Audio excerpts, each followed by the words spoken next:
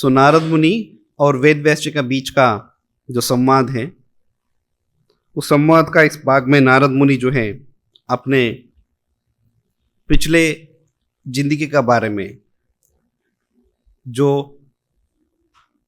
शरीर या जिंदगी नारद मुनि पहले का बनने का पहले का जो शरीर थे उसका बारे में बता रहे कि पिछले जन्म में उनका भगवान का साक्षात्कार करने का उनका अनुभव कैसे रहा है। और वो बताते हुए नारद मुनि कहते हैं कि उनका माँ का मृत्यु के बाद में वो जंगल में जाते हैं और जंगल में जाके भगवान को खोजने के लिए जंगल में भटकते हुए उनको पता चलता है कि भगवान के लिए तपस्या करना होता है। तो तपस्या करने शुरू करते हैं और भगवान उनका समक्ष प्रकट हो जाते हैं। तो प्रकट तो हो गए, उनको दर्शन करके नारद मुनि बहुत ही खुश हो गए। वो खुश होने का तुरंत बाद क्या हुआ, जो इस श्लोक में बताया गया है कि भगवान के दिव्य रूप जो मन की इच्छा को पूरा करता है और समस्त मानसिक संतापों को तुरंत दूर करने वाला है।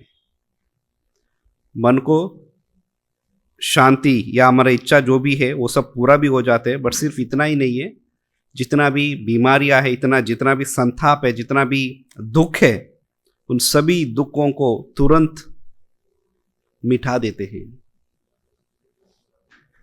तो वो भगवान का जो रूप है उसको देखने के बाद में जैसे भगवान अदृश्य हो गए, वहां से उनका दृष्टिपटल, उनका आंखों का सामने से भगवान जब अदृश्य हो गए, गायब हो गए, तो नारद मुनि को क्या हुआ कि उनको बहुत ही दुख हुआ।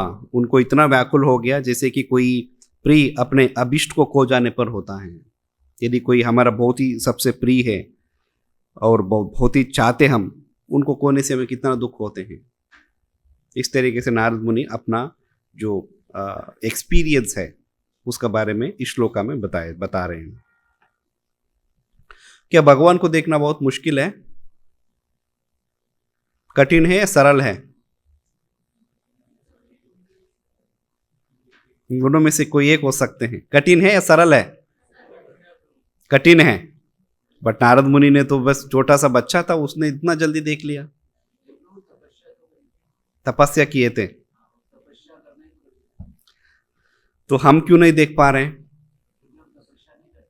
तपस्या नहीं कर रहे हैं, फिर क्या कर रहे हैं? टाइम पास, मोबाइल देख रहे हैं, रील्स में बिजी हैं। एक हाथ में माला, दूसरा हाथ में रील्स। ठीक है, अलग अलग समय में माया का अलग अलग रूप आते हैं हमें भक्ति से भटकाने के लिए। तो presently social media is also one of that means जो हमारा मन भटका जाए। तो भगवान को देखना कठिन है, बट इतना भी कठिन नहीं है। यदि हमें श्रद्धा पूर्वक भगवान को देखना चाहें तो भगवान मिल सकते हैं। तो बट क्या भगवान को देखना कैसे होना चाहिए? सिर्फ परिश्रम होने, भगवान को देखने के लिए हमें परिश्रम करना है? भगवान को देखना का मतलब यह है कि जैसे श्लोक में बताया गया है कि मन की इच्छा को पूरा करता है और समस्त मानसिक संतापों को तुरंत दूर करने वाला है। तो भगवान दो काम करते हैं, एक तो शांति देते हैं मन को, उसका साथ साथ जैसे हैप्पीनेस और डिस्ट्रेस, आनंद भी मिलते हैं और दुख भी दूर हो जाते हैं भगवान की दर्शन से। तो भगवान को देखना कोई इतना मुश्किल नहीं है एक्चुअली। क्यों मुश्किल नहीं है? भगवान जो है अपने कई बार लोगों को ऊपर कृपा बरसाने के लिए भगवान आते भी हैं। बट क्या होता है भगवान आने के बाद में, हम भगवान को भगवान जैसे देख ही नहीं पाते हैं। जैसे कृष्णा बुक में बताया गया है, भगवान जब मथुरा में थे, वृंदावन में थे या द्वारका में थे, वृंदावन वासियों में से बहुत सारे तो भक्त थे, तो वो लोग भगवान को भगवान का जैसे देख पाए। मथुरा जब गए तो कोई भगवान श्री कृष्ण को, तो उनको एक छोटा सा बालक है, कंस का भांजा है, देवकी का पुत्र है, नंद का बालक है, ग्वाल बाल है, ये भी एक या द्वारका में भगवान जब राज कर रहे थे तब भी कितना लोगों ने भगवान को भगवान का जैसे देख पाए? बहुत ही कम, सिर्फ एक गिने चुने लोग हैं जो भगवान को भगवान का जैसे देख पा रहे थे। दूसरा कोई सोचते थे कोई मायावी है, कोई बहुत शक्तिशाली है, बहुत सुंदर है, कोई कपटी करके सोचते थे। सो भगवान को भगवान का रूप में देखना वो सिर्फ एक ही तरीके से, भक्तिया माम अभिजानाति यावान यश्चास्मि तत्वतः। भगवत गीता में भगवान कहते हैं मुझे कैसे जान सकते हैं? जानना, मुझे जानने का तरीका क्या है? भक्तिया माम अभिजानाति, सिर्फ भक्ति का द्वारा ही मुझे जान सकते हैं। यावान यश्चास्मि तत्वतः मतलब मुझे जैसे हैं, मैं जैसे हूं वैसे समझने के लिए वो भक्ति मार्ग से में मुझे जान सकते हैं, मुझे देख सकते हैं। तो भगवान दर्शन देना, कई बार भगवान दर्शन तो दे देते हैं, बट वो दर्शन देने का बाद में हम क्या उस भगवान को भगवान का रूप में देखकर और हमें क्या करना चाहिए वो करना है। शास्त्रों में, श्रीमद् भागवतम में ऐसे कई वृत्तांत है, कई ऐसे पास टाइम्स है। अभी अभी जस्ट कार्तिक खत्म हुए हैं। सो कार्तिक का इस पास टाइम में हम लोग दामोदर अष्टम गाते हैं। उसमें कुबेरा का जो पुत्र है मणिग्रीव और नलकुबर, तो उनको नारद मुनि द्वारा श्राप मिल जाते हैं। क्योंकि होते हैं ना, जब बहुत ही कई बार जब हमारा कोई संपत्ति हमारा साथ है तो हम घमंड भी हो सकते हैं। तो उन्होंने, कुबेर का पुत्र थे। कुबेर कौन है? पूरी देवताओं का कोषाध्यक्ष है, ट्रेजरर है, तो बहुत ही पैसा है। तो उस घमंड में मत होकर मदिरपान कर कर उस नारद बिल्कुल निर्वस्त्र होकर पूरी स्त्रियों का साथ इस तरीके से गलत व्यवहार कर रहे थे। नारद मुनि जाते हैं, जो स्त्रियां जो एक सरोवर में वो लोग नहा रहे थे, नारद मुनि को स्त्रियों को देख के उनको लज्जा आ गई कि नारद मुनि आ गए, बट इन दोनों को तो होश ही नहीं है, लज्जा भी नहीं हुए। तो नारद मुनि उनको कहते कि तुम दोनों जो है इतना नंगा होकर, इतना मत होकर, बेहोश होकर तुम लोग इस तरीके से जिंदगी जी रहे हो, तो तुम्हें इस इंसान का जिंदगी का मतलब ही पता नहीं है, तो क्या मतलब है इस शरीर का? तो पेड़ बन जाओ, हमेशा नंगे खड़े रहो। शास्त्रों में कहा जाता है कि यदि किसी को अपना बॉडी दिखाने का बहुत शौक है तो भगवान उनको, ठीक है तुम दिखाओ बॉडी, हमेशा तुम पेड़ बना दिया, खड़े रहो और दिखा दो शरीर जितना दिखाना है। तो उन दोनों को पेड़ बना देते हैं। तो फिर वो पास टाइम तो कई लोगों को आपको पता होगा कि भगवान जब गोकुल में अपना बाल लीला कर रहे होते हैं तो अपना जिस गोकुल से मैया यशोदा ने भगवान को बांध के रखे थे, उस गोकुल को दो पेड़ के बीच में फंस जाते हैं। उसको भगवान जब खींचते हैं तो दोनों पेड़ गिरते हैं, उस पेड़ों से दो सुंदर पुरुष निकलते हैं, वही है मणिग्रीव और नलकुबर। तो उनको नारद मुनि ने श्राप तो दिया था, बट जब भी कोई भगवान का या भगवान का जो शुद्ध भक्त है उनका वरदान हो या श्राप हो, दोनों एक्चुअली एक तरीके से हमारा कल्याण के लिए होते हैं। आपने शास्त्रों में कहीं पे भी कोई भी कहानी सुनी होंगी, कोई भी महात्मा, कोई भी साधु संत किसी को श्राप देते हैं, उस श्राप से कुछ देर के लिए कुछ तकलीफ तो होती है, बट उससे हमेशा एक उनके भलाई के लिए होते हैं, उनका कल्याण के लिए होते हैं। तो नारद मुनि ने श्राप दिया, तो उन दोनों ने जब प्रार्थना करते कि नारद मुनि ऐसे श्राप दे दिया आपने, तो कहते कि चिंता मत करो, तुम्हें भगवान को साक्षात देखने का मौका मिलेगा। कुबेर का पुत्र होते हुए भी भगवान को साक्षात देखना उनका संभव नहीं था।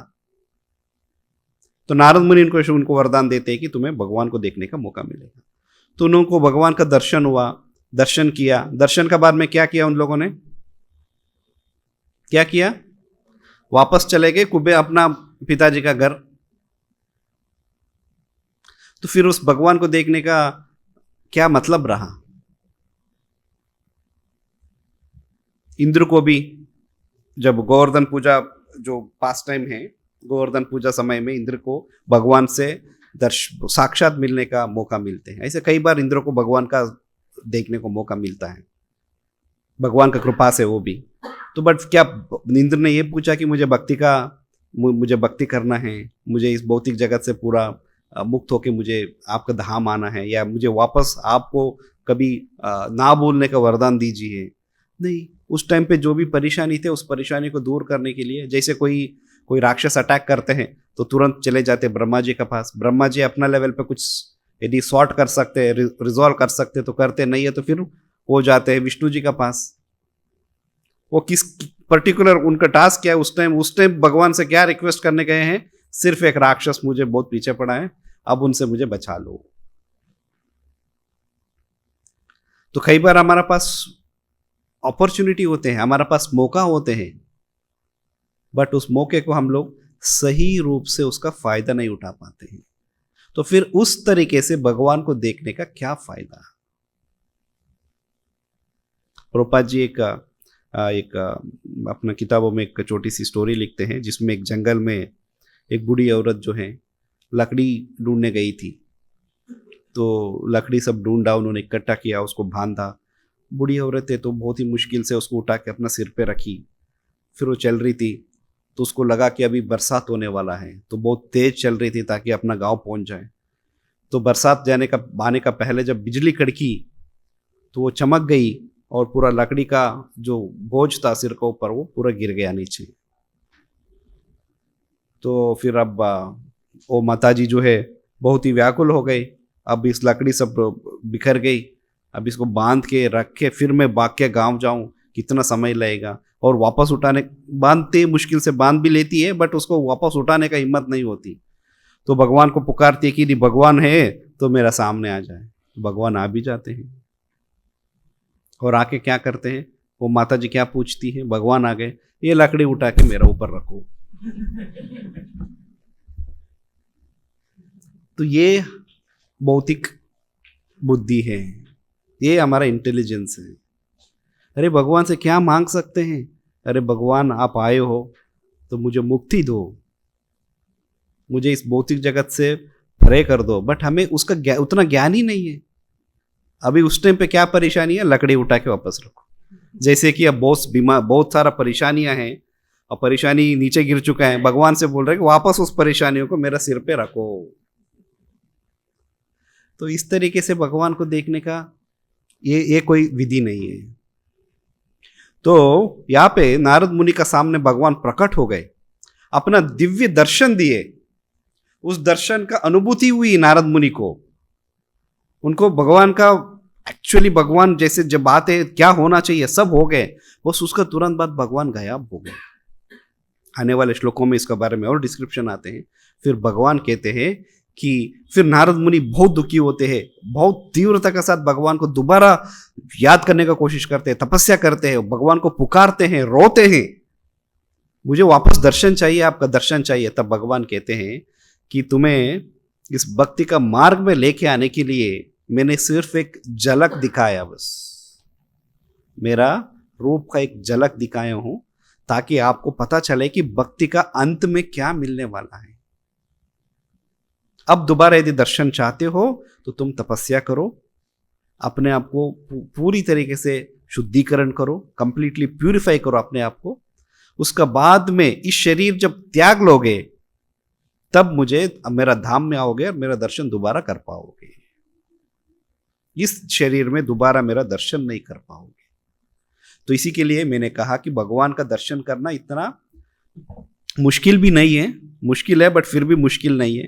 क्योंकि यदि हम चाहते हैं तो भगवान कोई ना कोई रूप में हमें इस भक्ति मार्ग पे मोटिवेट करने के लिए दर्शन दे देते हैं, या साक्षात दर्शन दे, या उनके शुद्ध भक्तों द्वारा हमें इस तरीके से ज्ञान दे ताकि हमें पता है कि हम जिस रास्ते पे चल रहे हैं हम सही रास्ता हैं। ये नहीं है कि कोई इमेजिनेशन है, पता नहीं क्या होगा, मैं भगवान को देख पाऊंगा या नहीं देख पाऊंगा। प्रभु जी ने कहा मैं कर रहा हूं, 1 साल हो गया, 2 साल हो गया, 3 साल हो गया, कुछ नहीं हो रहा है, कोई फर्क नहीं पड़ रहा है। तो फिर क्या है, कई बार हो सकता है कि हमारा श्रद्धा भी खत्म हो जाए। शायद हो सकता है कि प्रभु जी ने जो कहा है ये मेरे लिए एप्लीकेबल नहीं है, या प्रभु जी ने जो कहा है शायद ये सच नहीं है, तो मुझे दूसरा कोई रास्ता ढूंढना चाहिए भगवान को देखने का। तो बट ये नहीं है, यदि हमें सच्चा दिल से भगवान को देखना चाहे तो हमें कोई ना कोई इंडिकेशन मिलेंगे। एक कोई ना झलक जैसे नारद मुनि को मिला, ऐसे एक रेसिप्रोकेशन बोलते हैं इसको। या तो प्रभुपाद का किताब पढ़ के आपको इतना विश्वास आ जाएगा कि मैं जो रास्ता में चल रहा हूँ मैं बिल्कुल सही रास्ता में हूँ। हो सकता है कि आज नहीं है तो नेक्स्ट अगले जन्म कभी ना कभी तो मिलेगा मुझे, बट जरूर मैं रास्ता तो सही पे हूँ। जैसे आपको यहाँ से दिल्ली जाना है, काफ़ी लेट हो चुके हैं, आपको टिकट बुक नहीं कर पाए, जैसे त्योहार का सीज़न में ट्रेन टिकट मिलना बहुत मुश्किल होते हैं, दिवाली है, होली है, तो आप रेलवे स्टेशन भाग के जाते हैं, टीटी से पूछते हैं कि ट्रेन जो है बिल्कुल भरा हुआ है, चकाचक भरा हुआ है, और इनफैक्ट जनरल डिब्बे में भी जगह नहीं है, ढंग से खड़े होने का भी जगह नहीं है। टीटी से पूछते हैं कुछ जुगाड़ करो मेरे लिए, ट्रेन की कोई पॉसिबल नहीं है, आपको जैसे भी हो यदि जाना है तो ऐसे जाना पड़ेगा, अदरवाइज तो आपको कोई सीट नहीं मिलेगा। वही सामने वाला प्लेटफॉर्म पे एक और ट्रेन खड़ी है जिसमें उस ट्रेन का जो टीटी खड़े होके बुला रहे कि आ जाओ, इस ट्रेन में पूरा जगह खाली है, इनफैक्ट फर्स्ट एसी का कंपार्टमेंट भी खाली है, आके बैठ जाओ। बट वो ट्रेन जा रही है इंदौर, और आपको जाना है दिल्ली, तो कौन सा ट्रेन में चढ़ेंगे आप? बुद्धिमान व्यक्ति यदि होंगे तो कौन सा ट्रेन में चढ़ेंगे? दिल्ली वाले में। कितना भी असुविधा हो, कितना भी तकलीफ हो, क्योंकि पहुंचना तो मुझे दिल्ली है, तो दिल्ली का ही ट्रेन पकड़ेंगे। इस तरीके से हम जो भक्ति मार्ग जो फॉलो कर रहे हैं, कई बार बहुत सारे कठिनाई आएंगे भक्ति में। क्या कठिनाई आएंगे? सबसे बड़ा कठिनाई तो यह है कि अपना मन को नियंत्रण करना। इस अलग अलग कठिनाई आएंगे। मन, एक तो सबसे पहले तो मन को जैसे तैसे करके मन को बहुत शांत करके रख दिया, देन कई बार इस विधि में ही डाउट आ सकते हैं, मैं फॉलो कर रहा हूं नहीं कर रहा हूं। फिर इसके साथ में कोई और आके बता दिया, अरे भाई मैं कोई साधु कोई सत्संग में गया था, वहां पे बताया गया था कि भगवान को इस तरीके से, बहुत आसान तरीके से भगवान को पा सकते हैं, इस तरीके से वहां पे महाराज ने बताया, साधु महात्मा ने बताया है। हो सकते वो भी सही है, तो आप एक्सप्लोर करना चाहते हैं तो बहुत सारे कठिनाई आएंगे। आध्यात्मिक तरीके से शास्त्रों में कहते हैं कि 3 अलग अलग तरीका कठिनाई, त्रापत्रय, आध्यात्मिक, आदि भौतिक और आदि दैविक। खुद का मन और इंद्रियों का परेशानी दूसरों का वजह से, और परेशानी जो देवी देवताओं की वजह से होने वाला है, इन सब का बीच में भक्ति करना, तो यही हमारा असली टेस्ट है। और दूसरा कोई बताएगा कि कुछ नहीं करना है, आपको जस्ट आंख बंद करना है, आपको एक रोशनी को इमेज करना है, पूजा करना, और कुछ नहीं करना है, कोई आप जो कर रहे हो सब कुछ करो। बट कौन सा विधि से भगवान को हम जान पाएंगे? वो भगवान खुद भगवत गीता में बताते हैं, भक्त्या माम अभिजानाति। सो नारद मुनि कितना कठिनाई से, नारद मुनि ने जो कठिनाई अपना भगवान को देखने के लिए उठाना पड़े, उसका कंपैरिजन में हमारा जो कठिनाई कुछ भी नहीं है। ऑलरेडी शास्त्रों में साधु द्वारा, गुरु द्वारा ऑलरेडी सभी कठिनाइयों को बहुत ही सिंप्लीफाई किया गया है, कोई नियम नहीं है। बट इसका बावजूद भी सबसे पहले दिक्कत अपना मन को कंट्रोल करने में आती है। तो इस तरीके से भगवान को हम यदि देखना चाहें तो जरूर मिल जाएंगे। तो भगवान एक बार दर्शन तो दे दिया नारद मुनि को, उसका बाद में गया भगवान ये चाहते थे कि नारद मुनि परिपक्व बने। जैसे अजामिल का पास्ट में भागवत का 6 स्कंद में आते हैं, तो अपना जब यमदूत आते उनको ले जाने के लिए, तो यमदूतों को देखकर उनके जो विकार रूप जो थे उसको देख के डर के उन्होंने अपने सबसे छोटा पुत्र, जिनका नाम उन्होंने नारायण रखा था, उस नारायण को बुलाया। नारायण उन्होंने बुलाया तो अपने बेटे के लिए था, उनका कहीं दूर दूर तक भी उनको ये नहीं था कि मुझे भगवान को बुलाना है, बट अनजाने से भी उन्होंने भगवान का, नारायण का नाम बुलाया। तो तुरंत वहां पे विष्णुदूत आते हैं, तो उनको बचा लेते हैं। बचाने के बाद में क्या विष्णुदूत अजामिल को लेके वैकुंठ धाम जाते हैं? नहीं, क्या करते हैं? छोड़ते नहीं है, उनको कहते हैं कि आपको तो भगवान का नाम आपने जो पुकारा है, आपने कभी पिछले जन्म में क्या उसी जन्म में आपने बहुत अच्छा सेवा किया भगवान का, बहुत अच्छा ब्राह्मणिकल प्रिंसिपल्स आपने फॉलो किया था, इसी के लिए आपको बचाया है। अब आपको अपना जो भी गलती है, आपने जो भी पाप किया है, इसके लिए आपको परिशुद्ध होना पड़ेगा, उसके लिए आपको तपस्या करना पड़ेगा। तो इसी के लिए आप अभी तपस्या करो। इसी के लिए उनको कहते हैं सेकेंड चांस, उनको दोबारा एक मौका दिया जाते हैं। तो फिर अजामिल जो है हरिद्वार में जाके वहां पे कठिन तपस्या करते हैं। तपस्या करके जब वो परिपक्व हो जाते हैं, वो कंप्लीट परफेक्ट हो जाते हैं, तब विष्णुदूत आते हैं वही विमान से, उस विमान में बिठा के फिर उनको भगवत धाम ले जाते हैं। तो भक्ति बहुत कठिन भी नहीं है और बहुत आसान भी नहीं है। कठिन क्यों नहीं है? क्योंकि हम सही में यदि हम भक्ति को फॉलो करना चाहते हैं तो भगवान हमें कोई ना कोई हमें मौका देंगे। कई बार ऐसे हो सकते हैं कि परिवार में, प्रभु जी हमारा परिवार का सब लोग भक्ति का खिलाफ है, मैं अकेला हूं जो भक्ति कर रहा हूं, क्या करना चाहिए?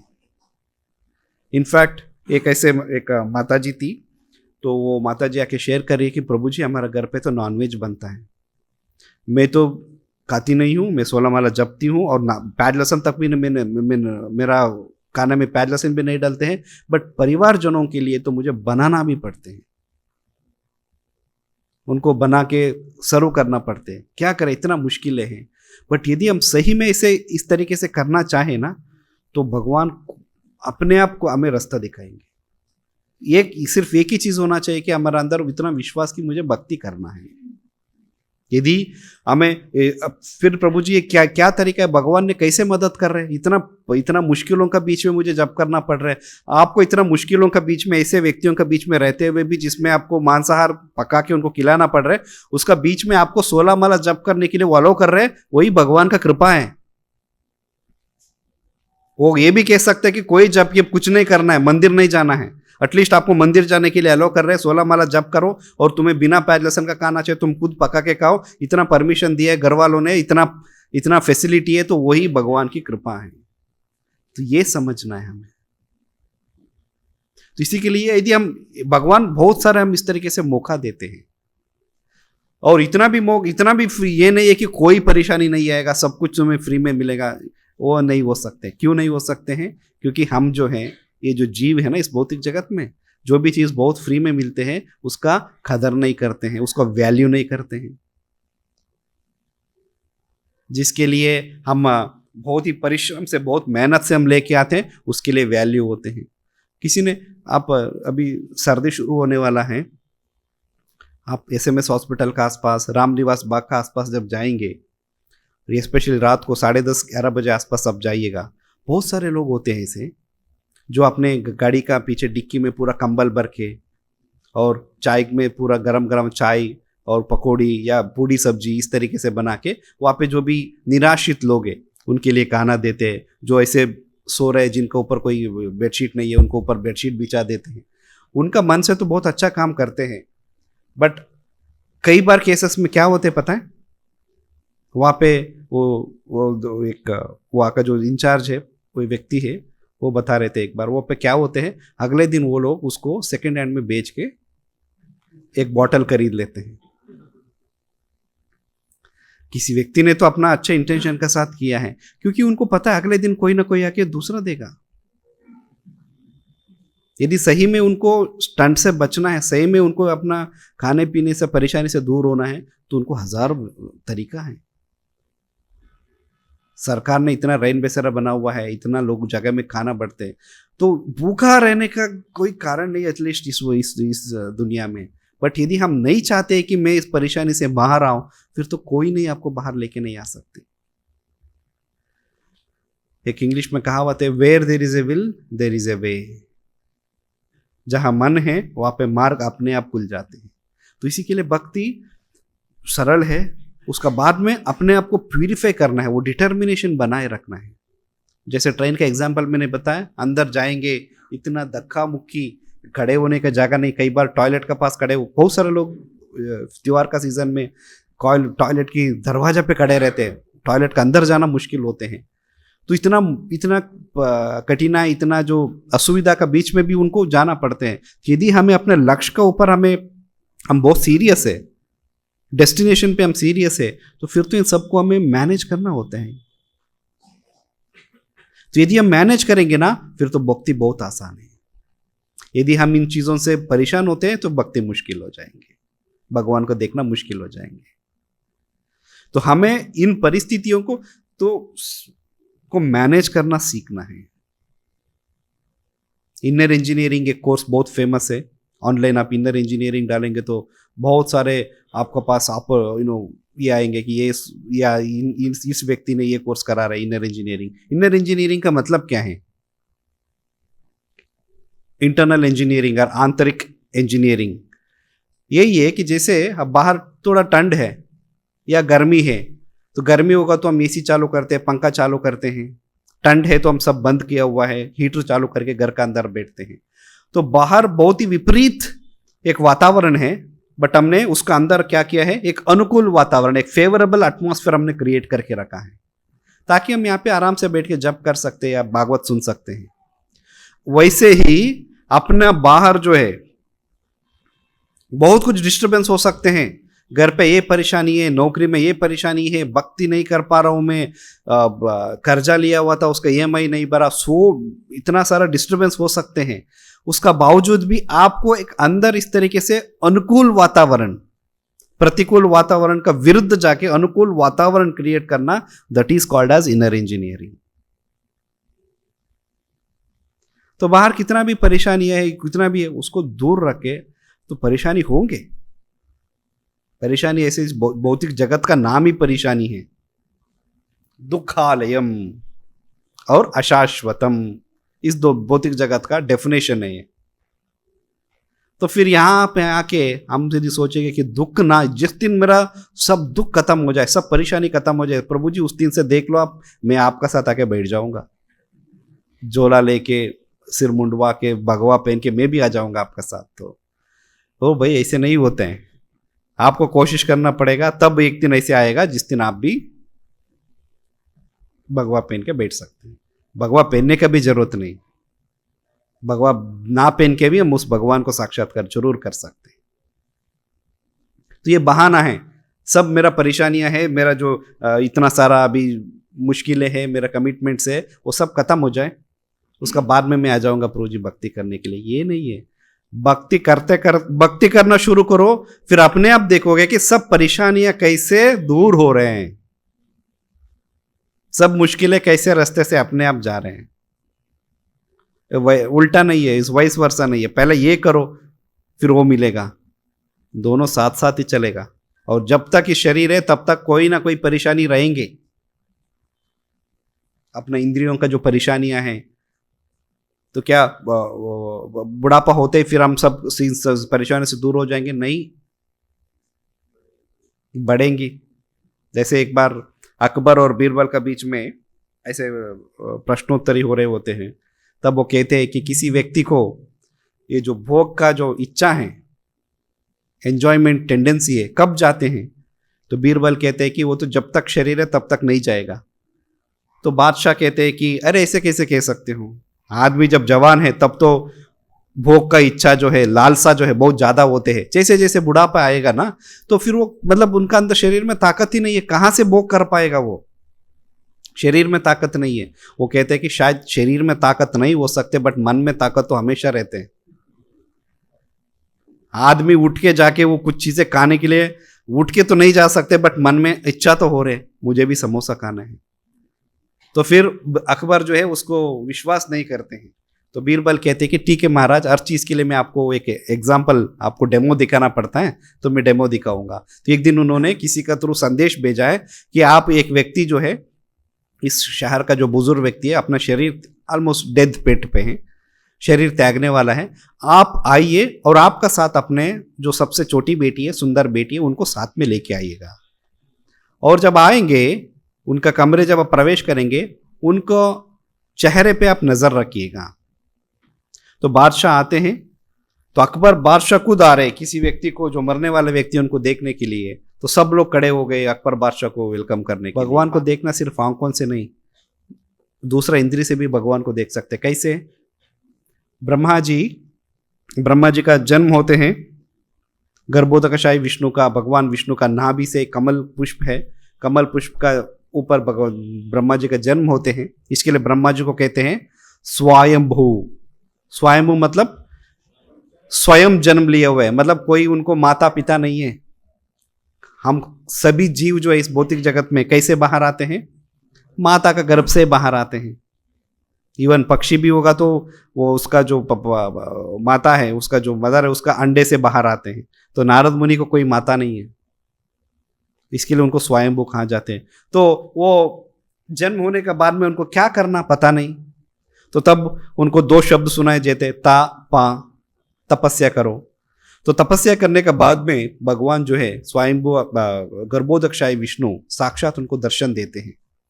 तो दर्शन देने के बाद में भगवान को देख चुके हैं, उसका बाद में नारद मुनि भगवान को प्रार्थना अर्पण कर रहे हैं। उस प्रार्थना में नारद मुनि कहते हैं, त्वं भक्ति योग परिभावित रुत सरोजा आस्ते सुशेक्षित पतो ननुनाथ पुंसाम यद्यद्धियात उरुघाय विभावयन्ति तद्तद्वपु प्रणय से सदनुग्रहाय। तो यहाँ पे कह रहे त्वं भक्ति योग परिभावित रुत सरोजा, जो व्यक्ति परिभाविता मतलब 100% एंगेज्ड है किसमें?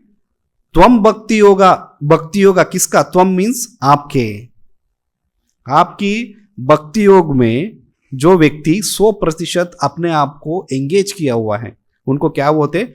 आस्ते सुशिक्षित पतो ननुनान पुंसाम। ऐसे व्यक्तियों को, पुंसा मतलब ऐसे व्यक्ति हो, क्या होते हैं कि वो जो है आपको देख पाते हैं। कैसे? श्रुता ईक्षिता। श्रुता मीन्स, श्रुता का मतलब क्या है? सुनना, और ईक्षिता मीन्स देखना।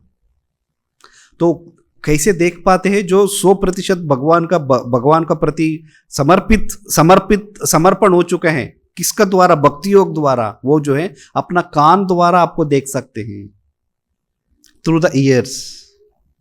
तो नारद मुनि यही कह रहे कि oh my Lord, your devotees can see you through the years by the process of bona fide hearing and thus their hearts become cleansed। आपके जो शुद्ध भक्त जो हैं इस भक्ति योग का द्वारा आपको श्रवण द्वारा आपको देख पाते हैं। ये जो श्रवण का भगवान को अलग अलग जो विधियां हैं, तो श्रवण एक विधि है। उस श्रवण से आपका नाम सुन के अपना हृदय को प्यूरिफाई कर सकते हैं, शुद्धिकरण कर सकते हैं। You are so merciful to your devotees that you manifest yourself in that particular eternal form of transcendence in which they always think of you। तो जो भक्त जो है भगवान को जिस रूप में देखना चाहते हैं, भगवान इतना दयालु है कि उसी रूप में उस भक्त का हृदय में भगवान स्थापित हो जाते हैं। तो जो पिछले श्लोक में यही बताया जाता है कि नारद मुनि भगवान को दर्शन कैसे किए थे? जब वो तपस्या कर रहे थे, उनका हृदय से भगवान बाहर आए हैं। जो पर इसको कहते हैं परमात्मा रियलाइजेशन। भगवान को देखने का जो 3 तरीका है, जो ब्रह्मन, परमात्मा और भगवान जो है, तो परमात्मा रियलाइजेशन में यही होते हैं जो योगियां करते हैं। तो वो लोग अपना हृदय के अंदर जो परमात्मा है उनको ऊपर मेडिटेट करते हैं, उनको ऊपर ध्यान लगाते हैं। इसी के लिए उसको कहते हैं कि परमात्मा रियलाइजेशन। तो नारद मुनि जब ऐसे तपस्या कर रहे थे, तो उनके हृदय कमल से वो भगवान बाहर आए, फिर उनको दर्शन दिए। तो भगवान इतना दयालु है। तो भगवान को देखना सिर्फ आंखों से नहीं है, क्योंकि आंखों से हम तो फिर भी धोखा खा सकते हैं, बट कानों द्वारा, इसका मतलब भगवान का बारे में जब हम सुनते हैं, गुरु, साधु और शास्त्र द्वारा भगवान के बारे में सुनते हैं, और सुन के फिर अपना इंद्रियों को जब पूरा कंप्लीटली हम शुद्धिकरण करते हैं, कंप्लीटली प्यूरिफाई करते हैं, तब जब हम भगवान को देखते हैं, वो रूप जो है वो कभी हम नहीं भूल पाएंगे। तो इसी के लिए भगवान यहाँ पे उनको कहा कि आप पहले अपने आप को प्यूरिफाई करो।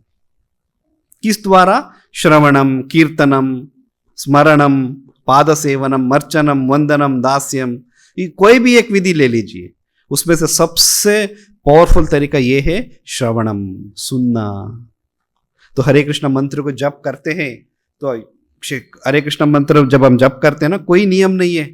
तत्रार्पिता नियमित स्मरणेन काला। चैतन्य महाप्रभु कहते हैं कि इस मंत्र को जप करने के लिए कोई कठिन विधि नहीं है, कोई इस तरीके से ये करो वो करो, जैसे भगवत गीता में भगवान कहते हैं ना कि आपको ऐसे जगह में जाना चाहिए जो नीचे भी नहीं ना ऊपर है, और वहां पे आप एक मृग चर्म, एक जानवर का स्किन बिछा के बैठ जाना चाहिए, अपना दोनों आंखों को नाक के ऊपर केंद्रित करना चाहिए। तो अर्जुन ने क्या कहा? संभव नहीं है, मुझसे पॉसिबल नहीं है, मुझसे नहीं हो सकते कृष्णा। चंचलम ही मन कृष्णा प्रभाष्मी शशि सूर्ययो। मेरा मन जो इतना चंचल है, चाहे तो मैं हवा को रोक सकता हूं, बट मेरा मन को नहीं रोक सकता हूं मैं। तो इसी के लिए चैतन्य महाप्रभु ने बहुत सिंप्लीफाई करके हरे कृष्ण मंत्र, आप नीचे नहीं बैठ सकते तो चेयर पे बैठ जाइए, बैठ नहीं सकते तो लेट जाइए, कोई बात नहीं है, बट जप करिए, कैसे भी करके जप करिए। बट जप में सिर्फ एक नियम है, जो भी एक ही सिर्फ एक नियम है। क्या है? जो हम जप करते हैं उसको सुनना है। सुनने का मतलब मन वहीं पे है।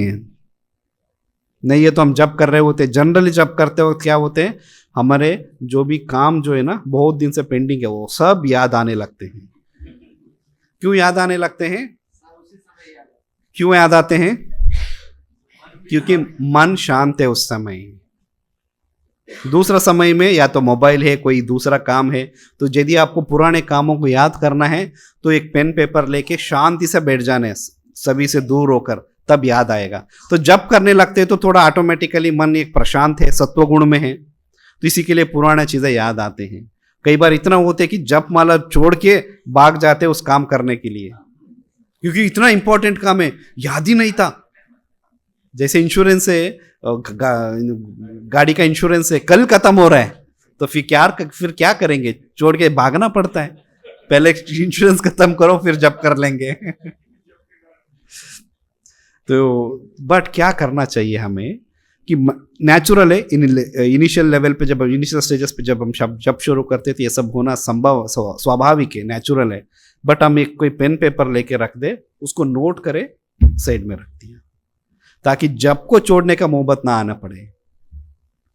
और कई बार क्या होता है कि यदि हमने नोट नहीं किया तो बार बार वो याद आते रहेगा, मन में एक व्याकुल है, एक कंफ्यूजन है, अब मैं जब करूं या उस काम करूं। उसके लिए कई नोट करके रखो, पता चला कि आपको अभी मैंने नोट किया है तो मुझे जब का बाद में मैं देख के कर सकता हूं। तो सिर्फ एक ही काम करना है जब का वक्त, क्या है? सुनना है। हरे कृष्णा कृष्ण कृष्ण हरे हरे, हरे राम राम राम हरे हरे, हरे कृष्णा कृष्ण कृष्ण हरे हरे, हरे राम राम राम हरे हरे। तो ये जप करना है और उसको सुनना है। और होता है 6-7 मंत्र जप कर लिया, सुन भी लिया, मन वापस भागा, वापस लेके आना है, उस जप में लगाना है, तो वो सुनना है। तो ये विधि है श्रवणम। तो इस विधि द्वारा जब हम अपना मन को प्यूरिफाई करेंगे, तो जब जिस दिन मन प्यूरिफाई हो जाएगा ना, तो वो अपना, अभी जो हमारा शत्रु है वो मित्र बन जाएगा। Mind is a enemy, mind is the best friend and mind is the worst enemy. तो मित्र बन जाएगा। मित्र बनने का मतलब हम जो चाहते हैं वही करेगा मन। अभी मन जो है, मन अपना सबसे घूम रहा है, तभी तो कहते हैं ना कि मैं जब करते वक्त मैं कंसंट्रेट नहीं कर पाता हूं, क्योंकि मन अपना कुछ एक तरीका ढूंढ लिया, अपना एक एसओपी बना लिया, मुझे यही करना है। अब वो मन जो है जब हम पूरा कंट्रोल करेंगे तो तब अपना सर्वेंट बन जाएगा। तो आप जो चाहेंगे वही करेंगे। जब का टाइम पे ये कोई याद नहीं आएगा, दूसरा टाइम पे दूसरा कुछ याद आएगा, ये सब नहीं होंगे। तो इसी के लिए जब करते वक्त ध्यान से सुनना है। जो विधि जो नारद मुनि, ब्रह्मा जी खुद कह रहे, भगवान का दर्शन का बाद में कह रहे कि भगवान को देखने का तरीका क्या है, यही है कि तदीक्षितम श्रुत ईक्षिता, कानों द्वारा आपको देखना है, श्रवणम।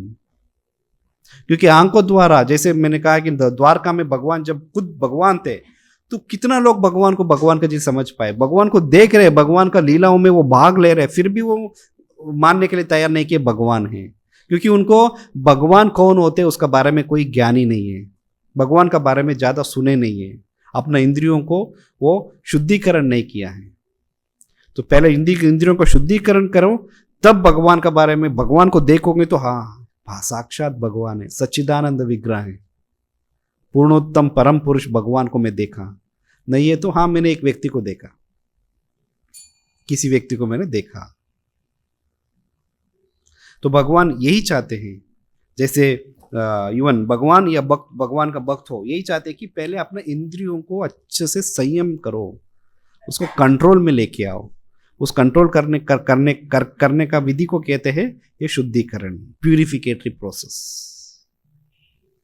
इस प्यूरिफिकेटरी प्रोसेस द्वारा जब अपना इंद्रियों को हम प्यूरिफिकेशन करेंगे तो तब भगवान को देखना बहुत आसान हो जाएंगे। तो नारद भगवान यही कहते हैं नारद मुनि को कि सबसे पहले आप अभी तपस्या करो, इस शरीर में आपको मेरा दोबारा दर्शन करना संभव नहीं है, तो आप अपने आप को तपस्या करो, तपस्या करके कंप्लीट परफेक्शनल स्टेज पे आओ, परिपक्व हो जाओ, तब इस शरीर का आप त्याग लोगे, उसका बाद में आप मेरा धाम में आओगे तो रोज दर्शन कर सकते हो, मेरा साथ ही रह सकते हो। इसके साथ मैं वाणी को विराम देता हूँ। ग्रंथराज श्रीमद् भागवतम की, जगत गुरु श्रील प्रभुपाद की, निताय गौर प्रेमानंदे।